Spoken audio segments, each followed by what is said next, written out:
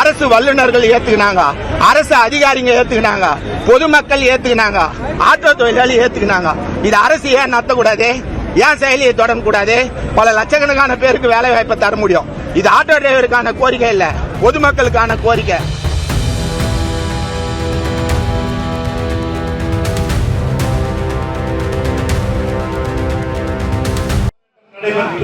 அன்புமிக்க தோழர்களே, தமிழ்நாட்டினுடைய ஆட்டோ ஓட்டுநர் நிலைமை தீண்டத்தகாத நபர்கள் போல் நடத்துகிறார்கள். இந்த அரசு ஓலா, ஊபர், ராபிடோ போன்ற அத்தியாவசிய கார்பரேட் கம்பெனிகளை உள்ளுக்கு நுழைத்துவிட்டு இவர்கள் கொள்ள லாபம் கொள்வதற்காக தொழிலாளிகளை நசுக்கும் போக்கு நடந்து வருகிறது.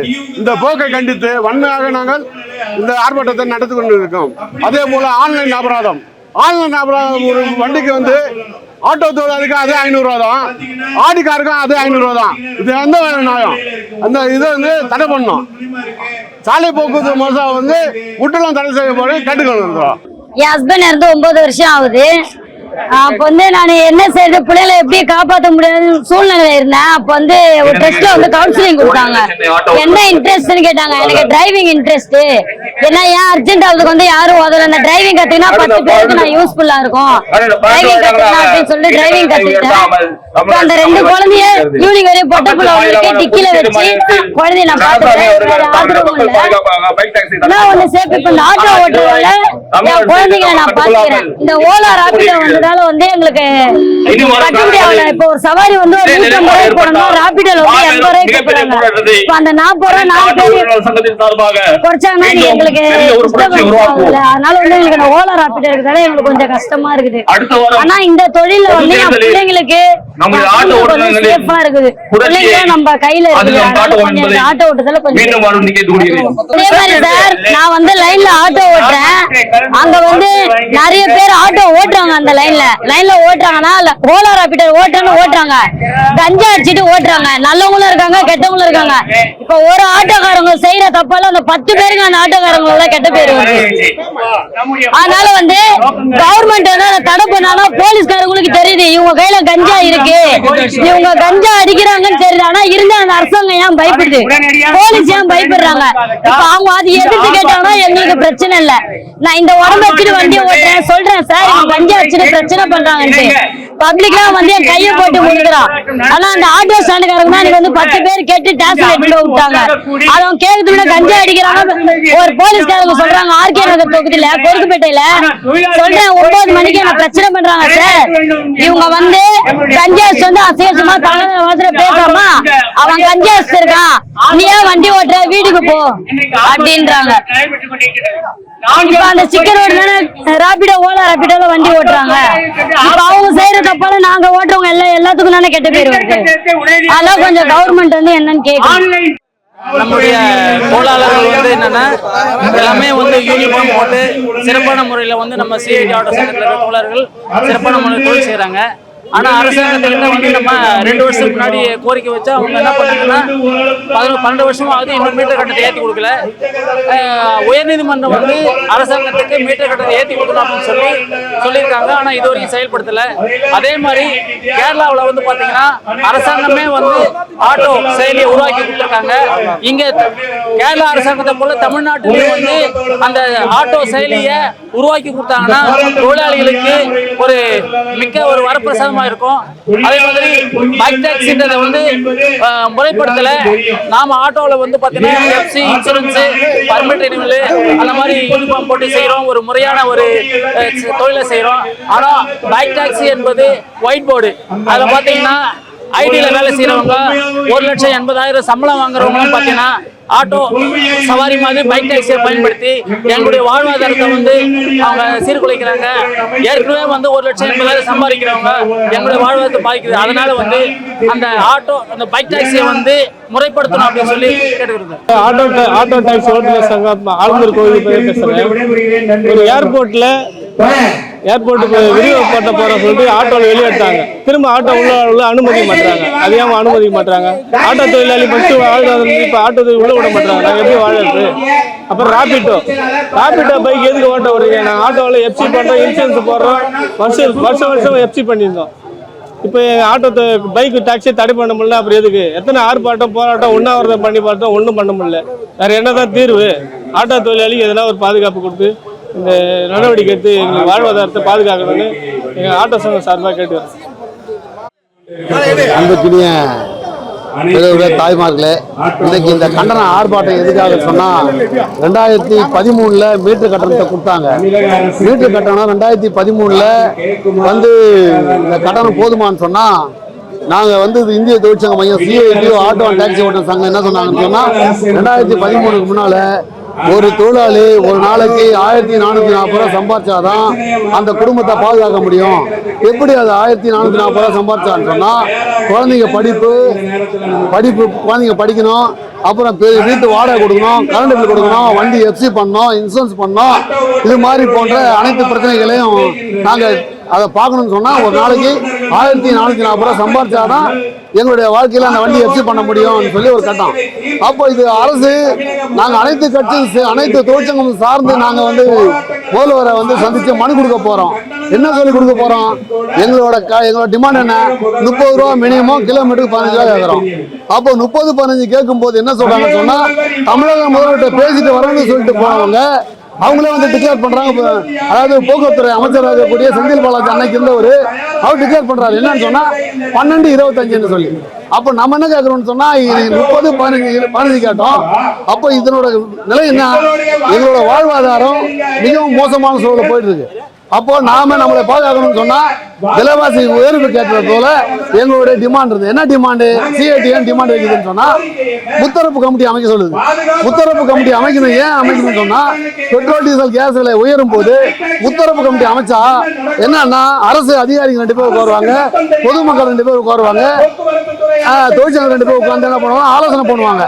பெட்ரோல் டீசல் கேஸ் உயரும் போது மீட்டர் கட்டணத்தை மாற்றி கொடுக்கணும். அதுக்காகத்தான் நாம முத்தரப்பு கமிட்டி கேட்டோம். ஆனா முத்தரப்பு கமிட்டியை இவங்க அமைக்கவே இல்லை இது வரைக்கும். ஏன் அமைக்க மாட்டாங்க முத்தரப்பு கமிட்டியை? என்னன்னு சொன்னா பொதுமக்களோட இஷ்யூ வந்து வெளில போகும். தொழிலாளி வந்து இருக்க மோசமா போயிட்டு இருக்கான். ஓலா ஊபர் வந்துச்சு, பைக் டாக்ஸி வந்துச்சு. அப்ப இவன் எப்படி வீட்டு வாடகை தரது? இவன் எப்படி சாப்பிடுறது? குழந்தை எப்படி படிக்கும்? வண்டி எஃப்சி பண்ணணும். ஒரு எஃப்சி ஆட்டோ பண்ணணும்னு சொன்னா 50,000 ரூபாய் இல்லாம எஃப்சி பண்ண முடியல. ஒரு சின்ன கோடு இல்லைன்னு இருந்தா கூட RTO எஃப்சி பாஸ் பண்ண மாட்டாரு. இன்சூரன்ஸ் இல்லைன்னா எஃப்சி பண்ண மாட்டாங்க. டயர் டியூப் சரியில்லை. வண்டியில பல பிரச்சனைகளை ஒரு தொழிலாளி சந்திச்சுன்னு இருக்கான். அப்ப நம்ம என்ன சொல்றோம்? இந்திய தொழிற்சங்க CITO என்ன சொல்றது? தொழிலை ஒழுங்குபடுத்துங்க. எங்களுக்கு தேவையான கடன் என்ன? 50-25 மினிமம் 50, கிலோமீட்டர் 25 கொடுக்க சொல்றோம்.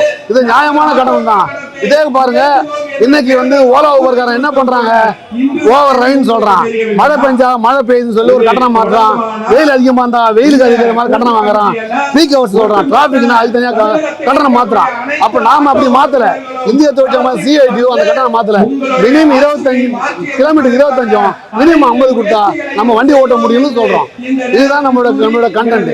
ஆனா இந்த அரசு அதை ஏத்துக்க மாட்டேங்குது, இதை செயல்படுத்த மாட்டுது.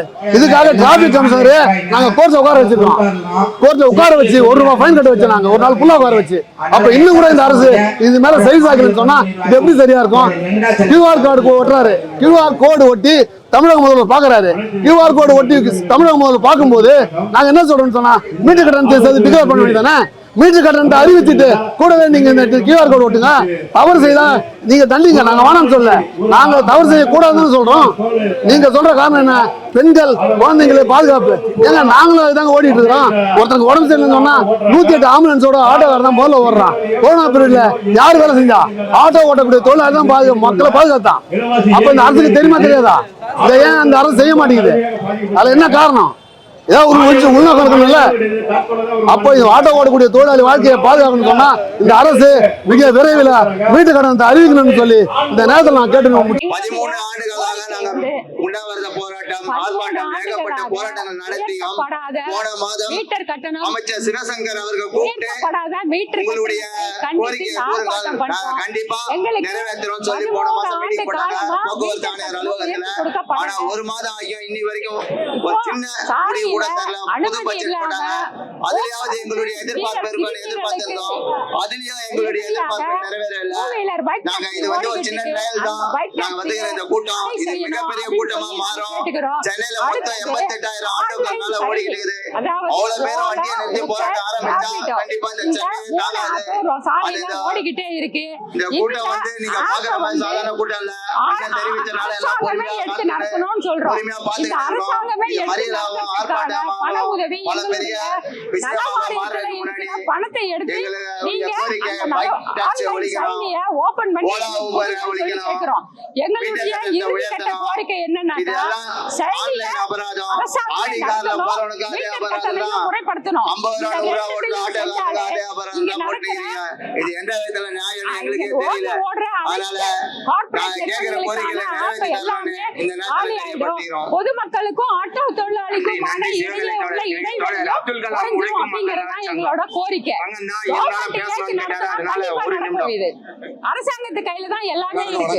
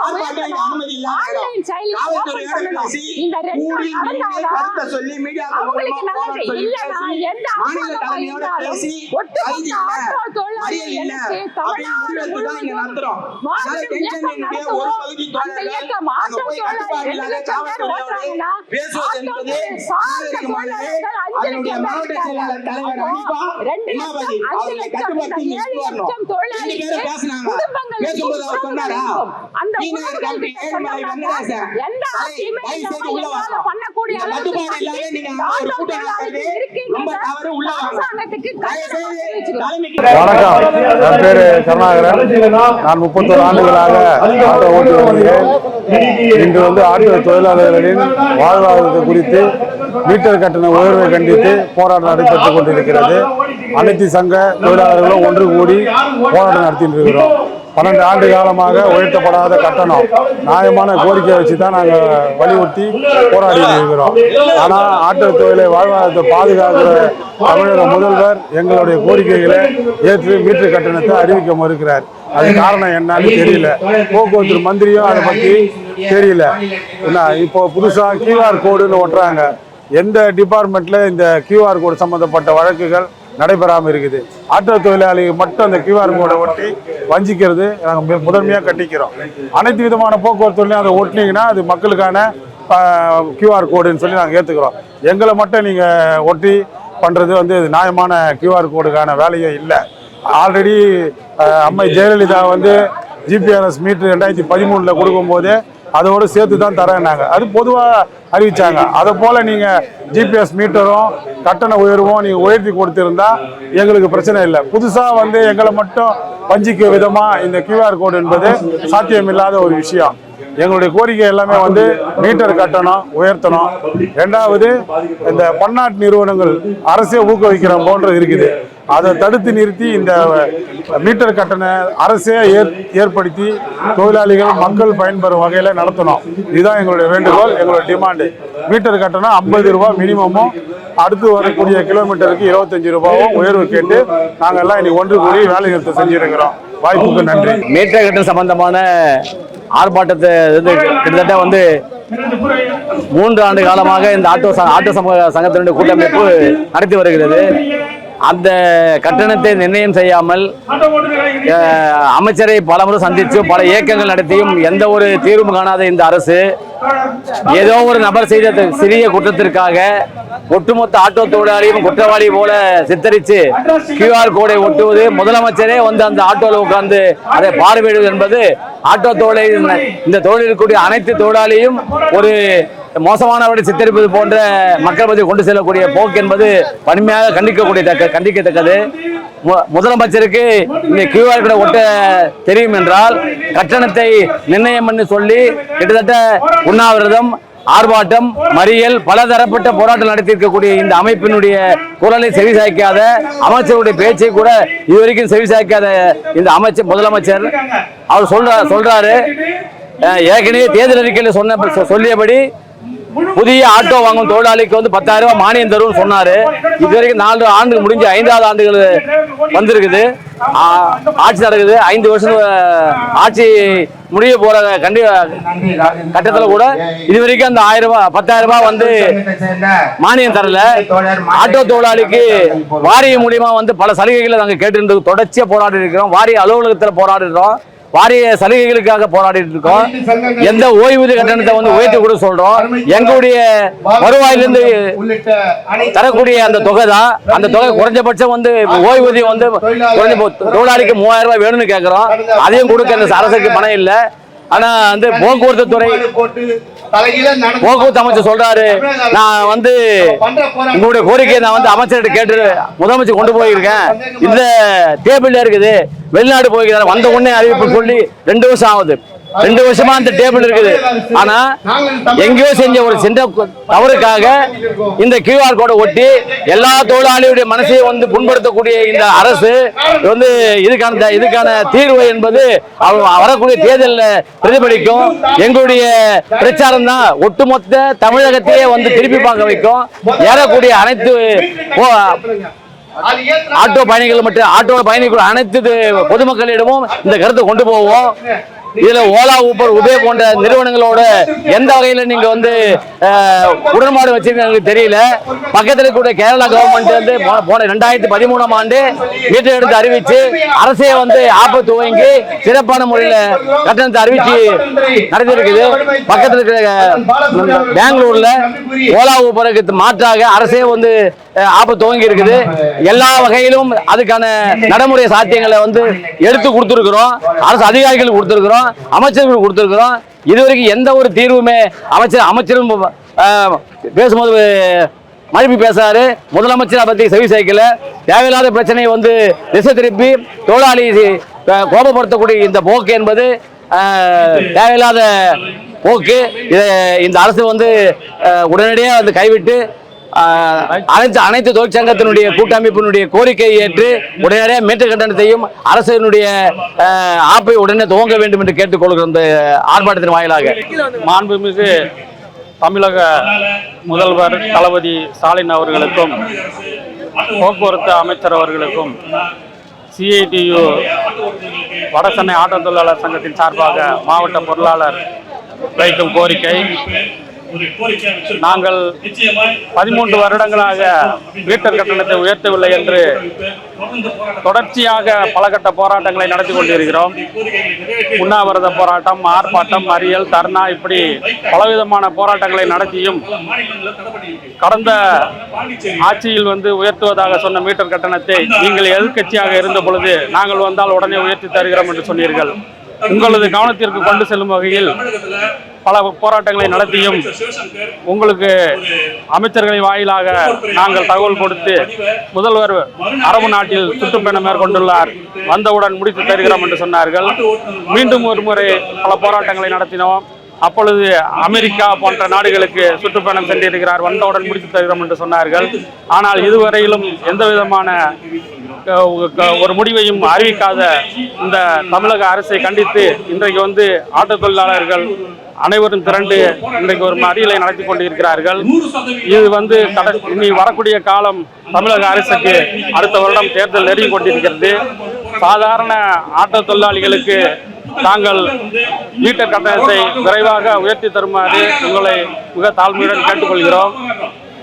மத்திய அரசிடம் நீங்கள் வந்து நிதியை கேட்கிறீர்கள், நாங்கள் உங்களிடம் கட்டணத்தை கேட்கின்றோம், அவர்களும் தரவில்லை, நீங்களும் தரவில்லை. சாதாரண தொழிலாளியை வஞ்சிப்பது தமிழக அரசுக்கு நல்லதல்ல.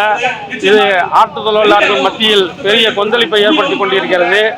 இந்த பைக் டாக்ஸியையும் ஆன்லைன் அபராதத்தையும் மீட்டர் கட்டணத்தையும் உடனடியாக நிறைவேற்றி தருமாறு தமிழக அரசை பணிவுடன் கேட்டுக்கொள்கிறோம். 13 ஆண்டு காலமாக மீட்டர் கட்டணத்தை உயர்த்தி கொடுக்காத தமிழக அரசை கண்டித்து இன்றைக்கு மிகப்பெரிய ஆர்ப்பாட்டம் நடத்தி கொண்டிருக்கிறோம். அனைத்து சங்க கூட்டமைப்பு சேர்ந்து மீட்டர் கட்டணத்தை உயர்த்தி கொடுக்க சொல்லி கேட்டும் இதுவரைக்கும் செவி சாய்க்காத தமிழக அரசை கண்டித்து மிகப்பெரிய ஒரு ஆர்ப்பாட்டம் நடந்து கொண்டிருக்கிறது. மீட்டர் கட்டணம் அல்லது செயலி அமுல்படுத்த வேண்டும் என்று தமிழக அரசை கோரிக்கை வைத்து கிட்டத்தட்ட 3.5 ஆண்டு காலம் ஆகியும் ஆட்டோ தொழிலாளிக்கு செவி சாய்க்காத தமிழக அரசை கண்டித்து மிகப்பெரிய ஒரு ஆர்ப்பாட்டத்தை நடத்தி கொண்டிருக்கிறோம். குறைந்தபட்ச அகவிலைப்படி ஏற்றப்பட்டு அரசு அதிகாரி அரசு ஊழியர்களுக்கெல்லாம் 13 ஆண்டு காலமாக சம்பளம் உயர்த்தப்பட்ட நிலையிலும் எங்களுக்கு 25 ரூபாய் மீட்டர் கொடுக்கப்பட்டு அதில் தான் பயணிக்க வேண்டும் என்ற கட்டணத்தை நம்ம மீது திணித்திருக்கிறார்கள். அதை வந்து மாற்றி அமைத்து கொடுக்க சொல்லியும் செயலி அமைத்து கொடுக்க சொல்லியும் மிகப்பெரிய ஆர்ப்பாட்டம் நடத்தி கொண்டிருக்கிறோம்.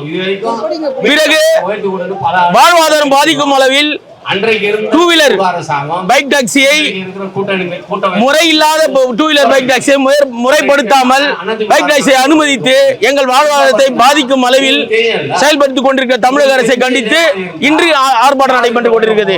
எங்களுக்கு உடனடியாக செயலியை அமுல்படுத்தி கொடுக்க வேண்டும், மீட்டர் கட்டணத்தை உயர்த்தி கொடுக்க வேண்டும் என்று வலியுறுத்துகிறோம். ஆட்டோ தொழிலாளிக்கு வஞ்சிக்கும் விதமாக QR ஸ்டிக்கரை காவல்துறை மூலமாக ஒட்டப்பட்டு கொண்டிருக்கிறது. டூ வீலர் டாக்ஸ் பைக்கை முறைப்படுத்தாமல் சில தவறுகள் பிரச்சனைகள் நடந்து கொண்டிருக்கிற சூழ்நிலையில் டூ வீலரை முறைப்படுத்தாமல் ஆட்டோ டிரைவருக்கு மட்டும் QR ஸ்டிக்கரை ஒட்டப்பட்டு இன்றைக்கு அவர்கள் கண்காணிக்க நிலையில் கொண்டு போய் கொண்டிருக்கிறது இந்த அரசு. டூ வீலருக்கு முறைப்படுத்தாமல் இம்மாதிரியாக செயலை ஆட்டோ டிரைவர் மேல் மட்டும் திணித்துக் கொண்டிருக்கிறது. QR ஸ்டிக்கரை ஒட்டி தமிழக அரசு முதல்வரே வந்து ஆட்டோவில் ஒட்டும் பொழுது எங்களுக்கு 13 ஆண்டுகளாக மீட்டர் கொடுக்காது தெரியவில்லையா? QR ஸ்டிக்கரை ஒட்டும் தமிழக அரசு இன்றைக்கு எங்களுக்கு ஆப்பு தொடங்கி இல்லை மீட்டர் கட்டணத்தை உயர்த்தி கொடுக்க வேண்டும் என்று இந்த ஆர்ப்பாட்டம் மூலமாக அவருக்கு தெரியப்பட்டு கொண்டிருக்கிறது.